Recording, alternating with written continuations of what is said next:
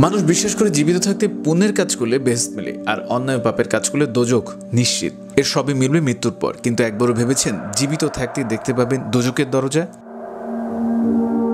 কি ভাবছেন সেটা কিভাবে? তাই তো, যদি আপনি পর্যটক হন তাহলে একবার ঘুরে আসতে পারেন নরকের দরজায়। যেটা বলছিলাম, এজন্য আপনাকে যেতে হবে তুর্কমেনিস্তান। রাজধানীর আশগাবাদ থেকে 260 কিলোমিটার পাড়ি দিয়ে যেতে হবে বহু দূরের এক গ্রাম দারভাজাতে। তার আগে একটা গল্প বলি। 1971 সালে রাশিয়ার একদল অনুসন্ধানী তুর্কমেনিস্তানের কারাকুম মরুভূমিতে একটি খনি আবিষ্কার করেন। প্রথমে তারা ভেবেছিলেন খনি থেকে পাওয়া যাবে প্রচুর খনিজ তেল, এজন্য আনা হয়েছিল বিশাল বিশাল ড্রাম। কিন্তু খুঁড়তেই বের হয়ে আসে বিষাক্ত গ্যাস, যা ছিল প্রাকৃতিক গ্যাসের খনি। খোঁড়ার এক পর্যায়ে বিশাল এলাকা ধসে পড়ে। সৃষ্টি হয় 226 ফুট ব্যাস ও 98 ফুট গভীর গর্ত।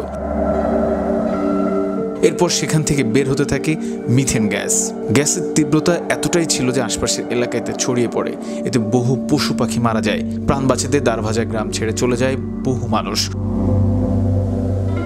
উপায়ন্ত না পেয়ে গবেষকরা গর্তে আগুন ধরিয়ে দেয়। সেই আগুন আজও জ্বলছে।